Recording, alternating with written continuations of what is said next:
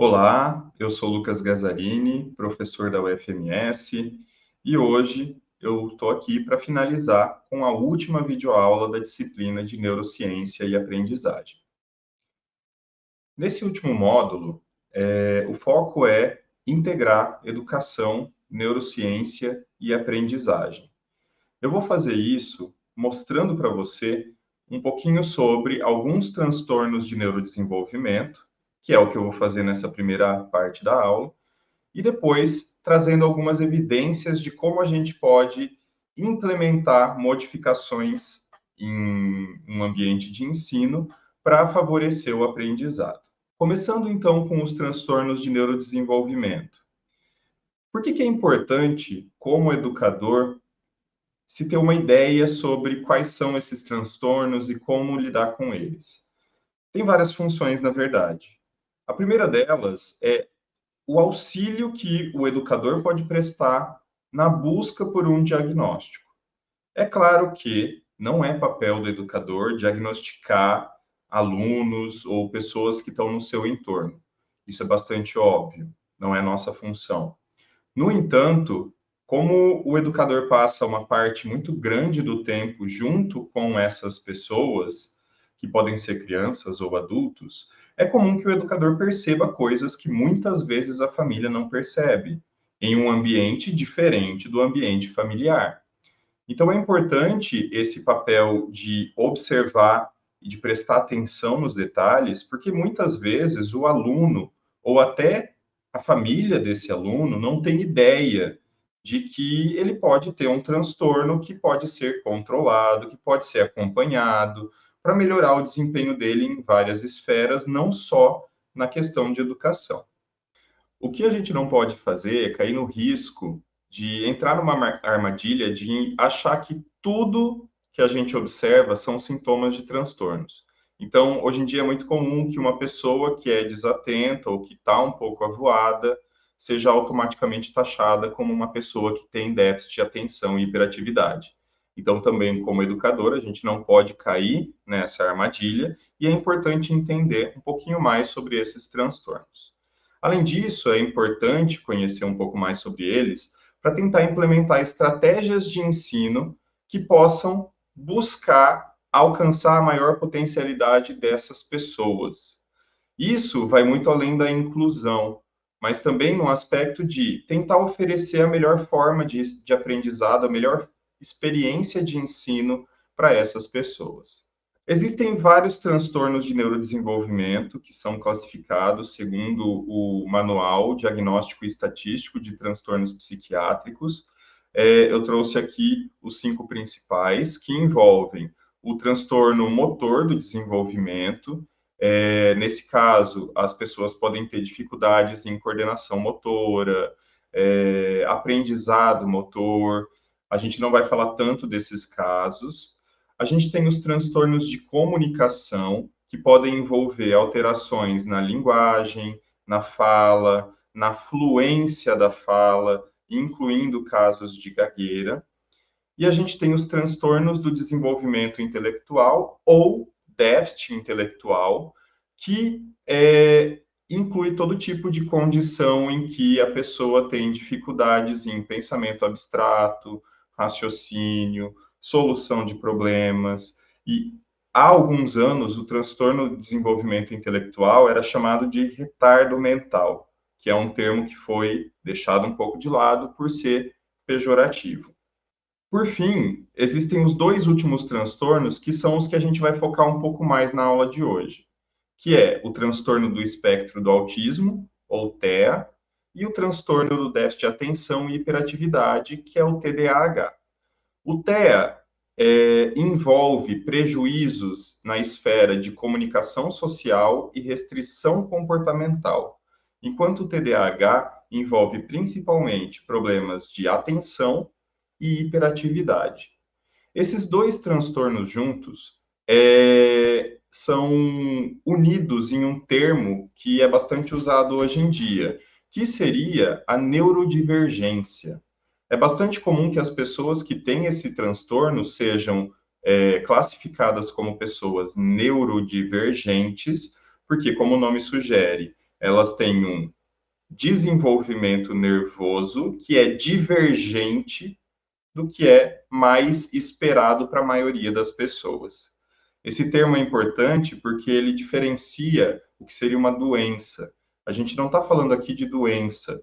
São transtornos que alteram aspectos cognitivos e comportamentais, mas que não são considerados doenças porque muitas vezes nem trazem um prejuízo real para funcionamento na vida diária.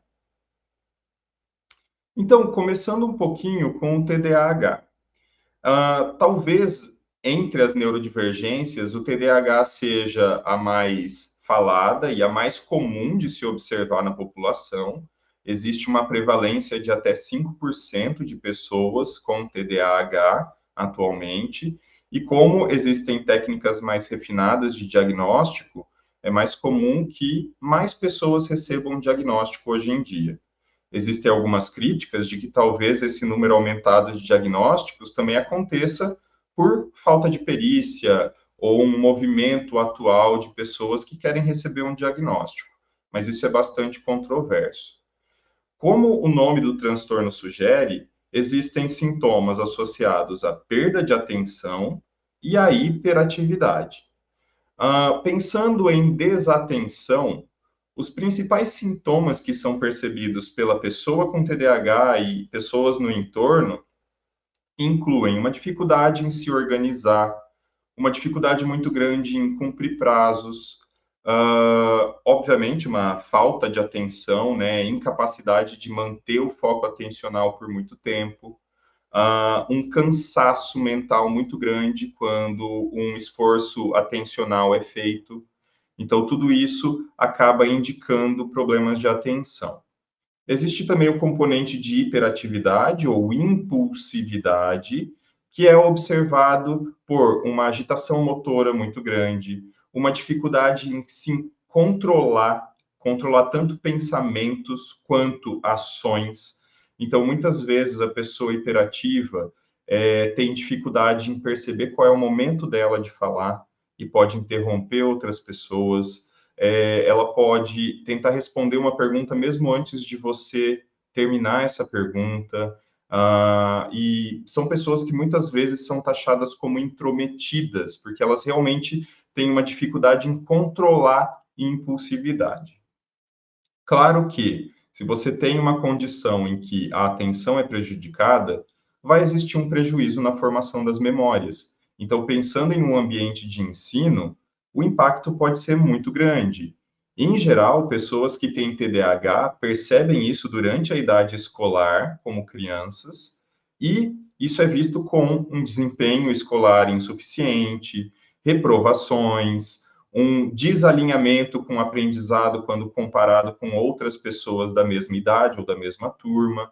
E por isso, as pessoas com TDAH, muitas vezes, antes de receber um diagnóstico, são taxadas com uma série de características ou adjetivos pejorativos. Então, existe um estigma em torno do TDAH e as pessoas com TDAH podem ser taxadas de preguiçosas, de burras, de desinteressadas, porque realmente a dificuldade em manter o foco atencional é muito grande. Existem alterações neurobiológicas no TDAH. O que eu quero dizer com isso? O TDAH acontece por mudanças no desenvolvimento normal ou esperado do sistema nervoso central. O sistema nervoso central começa a se desenvolver quando a gente está ainda em desenvolvimento no útero, e ele só termina o seu desenvolvimento completo, que a gente chama de maturação, em torno ali dos 21, 25 anos. Então, leva bastante tempo para isso acontecer. No caso do TDAH, o desenvolvimento de algumas regiões do cérebro acontece de forma mais lenta. O desenvolvimento do córtex cerebral, por exemplo, costuma ser 2 anos atrasado com relação a pessoas que não têm TDAH, que eu vou chamar aqui de pessoas neurotípicas. Então, se a gente olhar nessa imagem que eu trouxe no slide, a gente vê duas linhas com representações de encéfalos. Na linha superior seria o encéfalo de uma pessoa com TDAH, ao longo de vários anos. E na linha de baixo, o cérebro de uma pessoa neurotípica. Quanto mais escuro é o tom de azul, maior é o desenvolvimento cortical e o espessamento do córtex, que acaba se tornando cada vez mais grosso pelo aumento no número de neurônios que estão presentes ali. Isso é normal e esperado durante o desenvolvimento. Como vocês conseguem ver, quando a gente compara o cérebro de uma pessoa com TDAH com o de uma pessoa neurotípica, o espessamento é muito menor. Então, a gente vê cores de tons de azul mais claro nas pessoas com TDAH, porque isso indica um córtex mais fino, menos desenvolvido. Obviamente, se existe um prejuízo morfológico, ele deve ser acompanhado de um prejuízo funcional. Então, acredita-se que essa diferença na espessura do córtex pode estar por trás de alterações observadas no TDAH. Essa redução na espessura cortical pode ser envolvida, inclusive, com outra alteração neurobiológica encontrada em pacientes com TDAH, que é uma hipofunção do córtex frontal, que está marcado ali na figura em vermelho. O córtex frontal ele é importante para várias funções cognitivas, incluindo o controle da impulsividade e da atenção, que são os dois componentes principais do TDAH. Então, essa dificuldade no espessamento cortical e menor função do córtex frontal podem estar por trás dos principais sintomas do TDAH. Além disso, já foi observado que outras regiões encefálicas podem ter o funcionamento reduzido. Esse é o caso dos núcleos da base, que estão ilustrados na imagem mais à direita, um cérebro em corte, mostrando regiões marcadas em azul e em verde, que seriam os núcleos da base. Essas regiões são importantes para inibição comportamental. Então, elas participam do processo também de controle de impulsividade. Quando a gente é confrontado com situações em que é preciso ter essa decisão inconsciente de fazer ou não algo, os núcleos da base estão bastante envolvidos. No final das contas, essa dificuldade de funcionamento do córtex frontal e núcleos da base podem estar por trás de uma falha no controle de fluxo de pensamentos, que acontece no TDAH. Existe um componente genético importante para o TDAH. Familiares de pessoas com TDAH podem ter um risco até 5 vezes maior de ter esse transtorno. E já foi observada que essa hipofunção em regiões do cérebro é acompanhada por uma menor ação de alguns neurotransmissores, como a noradrenalina e a dopamina. Por isso, inclusive, alguns medicamentos que são usados hoje em dia para melhora do aspecto cognitivo no TDAH miram diretamente nesses dois neurotransmissores. Então, alguns medicamentos que estão disponíveis no mercado tendem a melhorar ou normalizar a neurotransmissão dopaminérgica e noradrenérgica. Passando agora para o transtorno do espectro do autismo, ou TEA. Como eu já mencionei antes, existe um comprometimento em duas esferas: na comunicação e interação social e em comportamentos repetitivos ou restritivos. Pensando em comunicação, pessoas com autismo podem ter uma dificuldade maior em comunicação verbal, inclusive. Então, existem pessoas com autismo que podem ter até dificuldades da fala, mas isso não é obrigatório. Mas existe um comprometimento muito grande em comunicação não verbal. Então, pessoas com autismo tendem a ter dificuldades em compreensão e emissão de gestos, de linguagem corporal, de expressões faciais, e isso acaba trazendo prejuízos em relações, na criação e manutenção de relações, na compreensão dessas relações. Isso pode trazer uma série de prejuízos funcionais para essas pessoas. Existe também a esfera de comportamentos repetitivos ou restritos, que incluem comportamentos estereotipados e repetidos com frequência, inclui um foco muito restrito de interesses. Essas pessoas podem ter um hiperfoco em alguns estímulos e basicamente passar o tempo todo lidando com esses estímulos. E também pode existir uma hipersensibilidade a alguns estímulos sensoriais. Normalmente, tato, audição e visão, que nesse caso pode fazer com que essas pessoas tenham reações não muito típicas frente a esses estímulos. Uma luz muito alta, por exemplo, pode gerar um desconforto muito grande, até sensações de dor, o que não é sentido por uma pessoa neurotípica. Nesse diagrama que eu trouxe no slide, a ideia é como é feita a classificação atual do TEA. Antigamente, a gente ouvia dizer, aquela pessoa tem um TEA grave, ela tem um TEA mais leve. Isso hoje não é usado. O TEA é um transtorno de espectro do autismo. Então, as pessoas estão posicionadas dentro de um espectro de possibilidades de acordo com o comprometimento que elas têm. Se a gente olhar aqui, eu trouxe 3 componentes: a comunicação e linguagem, a restrição comportamental e, no meio, a capacidade intelectual. Há alguns anos, achava-se que autismo era acompanhado de perda intelectual, mas hoje a gente sabe que isso não é uma regra. Isso pode acontecer ou não. Então, de acordo com o grau de prejuízo em cada uma dessas esferas, as pessoas com autismo podem ser classificadas em precisando de um nível de suporte maior, quando elas têm prejuízos maiores, ou nível de suporte menor. Então, é comum hoje classificar o autismo com nível de suporte 1 até 3, sendo 3 aquela pessoa que precisa de um suporte um pouco maior para realizar tarefas usuais. O autismo acontece com menor frequência que o TDAH, então a prevalência é em torno de 1% da população. Existem os níveis de suporte, como eu comentei, dentro do espectro, e podem fazer com que a pessoa precise de mais ou menos auxílio para conseguir se adaptar ao ambiente no entorno. E muitas vezes na escola, essas pessoas com autismo são taxadas como pessoas desinteressadas, muitas vezes porque elas não têm a mesma motivação social no ambiente escolar do que pessoas neurotípicas.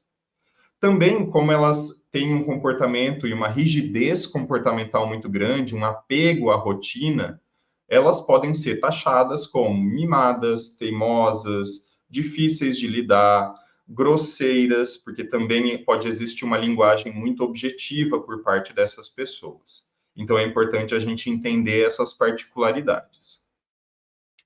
No caso do autismo, o que acontece não é um atraso no desenvolvimento do cérebro. O que acontece é um prejuízo em um componente do desenvolvimento cerebral, que é a poda sináptica. Eu trouxe aqui uma imagem como uma poda de uma árvore, e é exatamente isso que acontece com o nosso cérebro também. Desde que nós nascemos até os 21, 25 anos, novas sinapses são formadas, mas algumas sinapses antigas precisam ser podadas, porque elas não são mais úteis. Por exemplo, sinapses envolvidas com o nosso comportamento de engatinhar. Isso não é uma informação importante para você manter depois que você aprende a andar. Então, essas sinapses precisam ser podadas. Na pessoa com autismo, essa poda sináptica está prejudicada. Então, o que acontece é a existência de uma hiperconectividade cerebral. O cérebro de uma pessoa autista tem mais sinapses do que o esperado para pessoas neurotípicas. Isso acontece em várias regiões envolvidas com interação social, como o lobo frontal e a amígdala, e também em regiões envolvidas com controle comportamental, como o cerebelo e estriado. E isso explicaria porque essas pessoas têm um processamento diferente de vários estímulos que envolvem a esfera social e a esfera de comportamentos repetitivos e restritivos. Sabendo disso, a gente pode buscar estratégias para melhorar ou otimizar formas de aprendizado em uma sala de aula, tanto de pessoas neurotípicas e pessoas neurodivergentes. Então, essa segunda parte da aula traz estratégias de ensino baseadas em evidências atuais em neurociência, que acaba sendo o foco principal dessa disciplina. Com base no que nós vimos até agora, como a gente pode aplicar isso em um contexto de sala de aula? Como eu já falei para vocês em aulas anteriores, a gente tem vários componentes de aprendizado e várias etapas para que uma memória seja formada. O aprendizado inicial é onde acontece a aquisição da memória, que vai ser armazenada durante a consolidação. Uma vez que essa memória é lembrada, ela passa por uma etapa de reconsolidação e pode ser novamente armazenada e até atualizada. Por isso, eu vou trazer aqui algumas estratégias e, na verdade, estudos que foram feitos com humanos e que mostraram vantagens ao fazer modificações no contexto de ensino que possam priorizar cada uma dessas etapas. O foco aqui vão ser três vertentes diferentes. Eu vou começar trazendo estudos que mostraram como a gente pode alterar fatores que podem melhorar a aquisição e a consolidação da memória, ou seja, podem melhorar o aprendizado inicial. Depois eu vou trazer algumas informações sobre aspectos que podem melhorar a evocação e reconsolidação da memória, garantindo uma manutenção mais longa dessa memória. E, por fim, algumas dicas ou adaptações que podem melhorar o contexto do ensino remoto, já que ele veio com tudo nos últimos anos, você que está assistindo essa aula está participando de um modelo remoto e pode até usar essas informações para melhorar o seu desempenho na disciplina, mas também para passar isso adiante para alunos. Começando com adaptações ou modificações que melhoram o aprendizado inicial. É bastante importante falar da importância do sono para o aprendizado. E ao longo da vida, desde que nós somos crianças até idosos, a demanda de sono muda muito. É comum que crianças e adolescentes precisem de mais horas de sono do que adultos e idosos. Isso tem que ser levado em conta em um ambiente escolar. Eu trouxe aqui dois estudos feitos com humanos que mostraram resultados interessantes. Nesses dois estudos, foi realizado um atraso de 1 hora nos horários das aulas matutinas. E olha que interessante. No primeiro desses estudos de 2018, que foi feito nos Estados Unidos, o simples fato de começar as aulas de manhã 1 hora mais tarde melhoraram a qualidade de sono dos alunos, isso foi avaliado, mas também reduziu a frequência de ausências na primeira aula da manhã e melhorou o desempenho desses alunos como um todo. Num outro estudo de 2022, que foi feito no Brasil, em que também foi feito esse atraso de 1 hora no início da aula, foi observada uma melhora no componente atencional dos alunos e também na esfera de humor, e isso trazendo vantagens funcionais no ambiente de aula. Isso é importante não só para criança ou em momentos escolares, porque outros estudos, como um estudo de 2024, mostrou que o sono conturbado ou fragmentado em adultos foi associado a um prejuízo cognitivo 10 anos depois. Então, querendo ou não, manter uma rotina adequada de sono traz vantagens em aspectos cognitivos para todas as pessoas, independente da faixa etária. Esses estudos com sono, inclusive, foram utilizados para mudar regras e leis em alguns países. O exemplo que eu trouxe aqui está em inglês, mas eu vou acompanhar com vocês. Foi um projeto de lei que foi aprovado na Califórnia, nos Estados Unidos, em 2019, estabelecendo que as aulas da manhã fossem atrasadas em 1 hora, seguindo aqueles estudos que eu trouxe anteriormente. Então, as aulas, a partir de 2022, deveriam começar, no mínimo, às 8 da manhã, ou 8h30, dependendo do momento e faixa etária, justamente para aproveitar essas vantagens de você permitir que crianças e adolescentes durmam um pouco mais para ter um desempenho melhor na escola. Então, esse é um exemplo claro de como esses estudos em neurociência, essas evidências, podem ser aplicadas, inclusive, como políticas públicas. Um outro aspecto interessante é como a gente pode melhorar a atenção durante uma aula em um contexto de ensino. É claro que o foco de atenção é bastante transitório, todo mundo sabe disso. Depois de meia hora, 40 minutos ouvindo o mesmo tema, é muito mais fácil se dispersar do que inicialmente. E a proposta aqui é buscar estratégias para restaurar a atenção e a motivação. E isso pode ser feito buscando pausas estruturadas entre aulas. É claro que isso não é tão simples de se fazer, porque isso pode envolver uma reestruturação da grade de horários, enfim, mas isso pode ser feito em menor escala em algumas situações de aulas seguidas, por exemplo, em um contexto mais de educação para adultos. Eu trouxe um estudo de 2021 em que eles avaliaram qual seria o efeito de fazer pausas de 10 minutos para educação infantil e nesses 10 minutos de pausa, entre uma aula e a outra, fazer estratégias de foco, como mindfulness, e também atividades físicas para gastar energia, diversificar a atividade que está sendo realizada, não ficar simplesmente em uma atividade intelectual, cognitiva. E olha que interessante, o simples fato de fazer essas pausas melhorou a compreensão da leitura, que é um problema bastante grande em educação infantil, e também melhorou o foco atencional, trazendo vantagens de desempenho. Então, são estratégias simples de você implementar pausas entre as aulas e que podem trazer resultados interessantes. Um outro componente que pode ser modificado em aulas, e esse é talvez o mais fácil de se fazer, é explorar a influência da emocionalidade no aprendizado. Isso pode ser feito por meio da contextualização.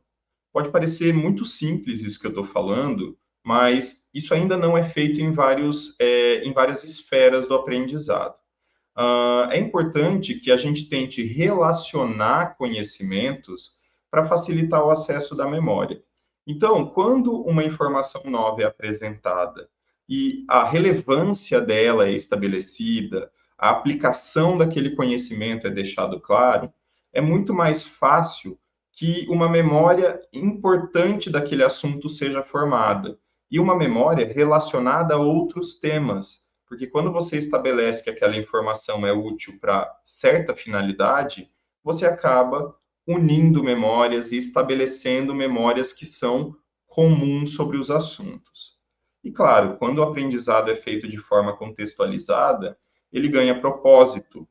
E lembre que eu comentei em aulas anteriores, uma memória que é formada e não tem um propósito, não é acessada, ela tende a ser perdida. Se o propósito dela é claro, a tendência é que ela dure por mais tempo. Então, vários estudos trouxeram informações de como isso pode ser feito. E olha que interessante, além de deixar bastante claro a relevância e a aplicação daquela informação, estratégias em sala de aula podem ser usadas para melhorar isso. Você fazer dinâmicas de reflexão sobre o assunto, problematização, utilizar casos reais para ilustrar aquela situação. Tudo isso pode trazer o tema mais próximo à realidade dos alunos. E isso melhora não só a capacidade reflexiva e a formação crítica desses alunos, mas também tende a formar memórias mais duradouras sobre o tema, o que é bastante interessante porque você está falando de um aprendizado de qualidade. Uma segunda estratégia, que aqui não visa a formação da memória inicial, mas a manutenção das memórias, seria a prática de evocação ou a lembrança estimulada. Nesse caso, você está levando em consideração uma memória que já foi formada anteriormente. Então, essa prática serve como uma estratégia de estudo ou reforço da memória. E é bastante interessante porque várias metodologias de ensino que são aplicadas hoje em dia já utilizam isso. Esse é o caso das metodologias ativas, que eu vou comentar logo mais. Mas também ações rotineiras podem ser implementadas. Então, qual que é a lógica da prática de evocação? Conforme você se força a lembrar de uma informação que você adquiriu antes, você evoca essa memória reconsolida essa memória e pode reforçar a manutenção dela, permitindo que ela seja acessada ao longo do tempo. Em metodologias ativas, isso pode ser feito de várias formas. Por exemplo, cursos na área de saúde, como na área de medicina, tendem a implementar metodologias ativas como a discussão de casos clínicos, problematização, e cada vez que o aluno entra em contato com aquele tema, ele tem que lembrar do assunto, reprocessar a informação. Então, o aluno tem inicialmente uma aula sobre o tema, onde ele aprendeu aquilo. Para se preparar para a discussão de um caso clínico, ele tem que se relembrar do assunto, ele tem que pensar como ele vai explicar aquilo para outra pessoa. Então, isso envolve a reverberação da informação várias vezes. Isso é bastante interessante. Outra forma de fazer isso é implementando ações rotineiras. Isso facilita até o estudo. Muitas vezes a gente acha que estudar é simplesmente sentar na frente de um livro e ler. Isso faz parte do estudo. Mas, além disso, você pode, em qualquer momento da sua vida, estudar tentando se lembrar daquele tema. Então, se você parar em frente à louça, lavando louça, e pensar, então vamos retomar aquele assunto, e começar a explicar para você mesmo um assunto, isso é uma forma de estudo, porque você está evocando a memória e reforçando a sua manutenção. A prática da evocação exige alguns critérios. É necessário um formato adequado para isso. Quanto mais ampla a retomada da informação, melhor. Então, por exemplo, se eu faço a prática da evocação aplicando um questionário para os meus alunos, o formato mais adequado são os de questões abertas, porque isso faz com que o aluno tenha um esforço mental maior para se lembrar de informações, ao contrário de simplesmente assinalar uma questão. A repetição é um componente importante. A cada vez que a memória é evocada, ela é reconsolidada e reforçada. Então, quanto mais vezes você repete a evocação, melhor tende a ser o desenvolvimento e o acesso a essa memória no futuro. O intervalo também é muito importante. Não adianta você chegar à véspera da prova e tentar relembrar várias vezes de um assunto. A reconsolidação leva horas para acontecer e também tem estudos que mostram que o próprio sono pode facilitar a atualização e o reforço das memórias. Então, é importante fazer essa repetição, essa evocação com intervalos regulares.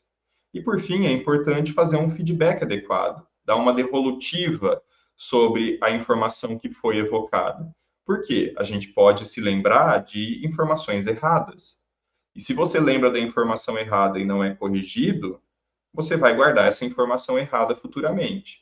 Então, é importante ter essa conversa e esse feedback para que você possa aproveitar o momento de evocação também para atualizar uma memória que foi formada com imprecisão. A gente tem, frente a esse tipo de prática, uma melhora na retenção da memória de longo prazo e uma qualidade maior do aprendizado. Para terminar, eu trouxe algumas dicas que podem ser aplicadas no ensino remoto. E um grande problema do ensino remoto é o aprendizado pouco pessoal. E algumas pessoas têm um certo receio de participar de ensino remoto justamente por essa falta de contato. E alguns estudos mostram que, de fato, você tornar o ensino remoto um pouco mais pessoal é vantajoso. Isso pode ser feito, por exemplo, reforçando a figura do professor. Tem dois estudos, um de 2014 e um de 2023, que mostraram que, em aulas remotas, se a aula é dada sem o professor aparecer na tela, como eu estou aparecendo para você agora, ou se a imagem do professor aparece, o desempenho pode ser diferente. E o simples fato da imagem do professor estar associada à fala, à aula, já melhora a satisfação dos alunos e o desempenho em prova. Isso é bastante interessante porque reforça o nosso caráter de aprendizado por oralidade. Nós evoluímos em sociedades que o aprendizado era mantido de pessoa para pessoa. E isso é bastante valorizado hoje em dia. Além da figura do professor, existem outras formas de você melhorar o aprendizado, né, e torná-lo mais pessoal, implementando tutorias, fóruns de discussão, atividades coletivas que podem melhorar a interação entre os estudantes. Então, isso também pode ser explorado para melhorar o desempenho e o rendimento em um contexto de ensino remoto. Uma questão um pouco polêmica em ensino remoto, em aulas gravadas e podcasts, é ouvir ou assistir essas aulas em velocidade de reprodução aumentada. Os estudos aqui são um pouco conflitantes, então é importante que vocês tenham cuidado com essas informações.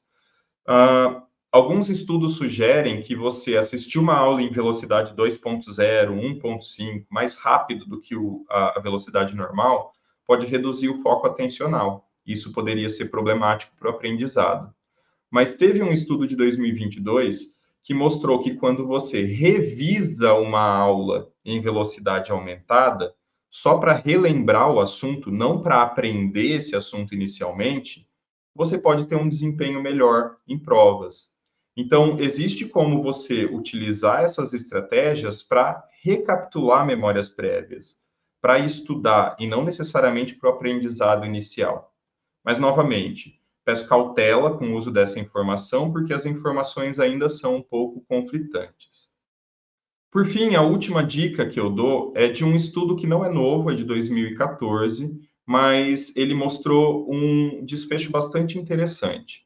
A gente pensa hoje em dia não só no contexto de ensino remoto, mas também em aulas presenciais, em que pessoas levam computadores, tablets para fazer anotação, ao invés de fazer uma anotação manuscrita. E será que existe diferença em você fazer anotações à mão ou anotações digitais? E, na verdade, existe. Esse estudo foi bastante importante, estudo de 2014, e mostrou que a anotação manuscrita melhora o desempenho em avaliações. Isso pode parecer estranho, porque só uma forma diferente de fazer anotações, mas na verdade não. Pense no seguinte: quando você faz uma anotação digitando, a tendência é que você consiga fazer isso numa velocidade muito maior do que escrevendo o manuscrito. Então, muitas vezes, pessoas que fazem anotações digitais fazem transcrições literais da aula e não uma anotação propriamente dita. Quando você faz uma anotação manuscrita, você precisa, por limitação de tempo, ouvir o que foi falado, sintetizar a informação, escrever em poucas palavras, e só esse processamento cerebral necessário para isso já faz com que a memória seja reverberada, a informação seja reverberada no cérebro, trazendo uma vantagem quanto à evocação dessa memória. Então, no final das contas, a ideia aqui não é que você evite fazer anotações digitais, mas que você evite fazer transcrições literais de aulas. E quando você for fazer anotação, mesmo que digital, tente fazer anotações curtas que exijam que você processe aquela informação e não simplesmente transcreva de forma passiva. Então, como mensagem final para essa aula, eu queria deixar claro que não existe uma receita pronta para um melhor aprendizado. Isso tudo tem que ser testado em públicos diferentes, estratégias diferentes, em momentos diferentes da vida e até de acordo com a experiência do educador. Então, não existe uma estratégia melhor ou pior que a outra, desde que elas sejam aplicadas das formas mais adequadas. Existe uma diversidade muito grande no estilo de aprendizado. E quando eu falo isso, eu não quero só falar da questão da neurodiversidade. Mesmo entre pessoas neurotípicas, a forma de aprendizado não é a mesma. Então, é normal que uma metodologia de ensino possa funcionar para algumas pessoas e não para outras. Por isso, a gente tem que estar munido de informações para conseguir aplicar da melhor forma possível. E por isso também é importante que você busque atualizações e novas evidências. Vários estudos de metodologias de ensino usando preceitos da neurociência vêm surgindo nos últimos anos. E é importante que você, como educador, consiga fazer uma busca por novas estratégias de acordo com as evidências mais atuais. Eu trouxe aqui as referências que eu utilizei para a elaboração dessa aula e também do material escrito. São várias referências, eu recomendo que vocês deem uma olhada, porque são vários estudos novos e interessantes que eu acabei pesquisando e incluindo para tornar essa aula mais relevante e mais atual também. Eu desejo a você bom estudo e nós nos vemos em uma próxima oportunidade. Até lá.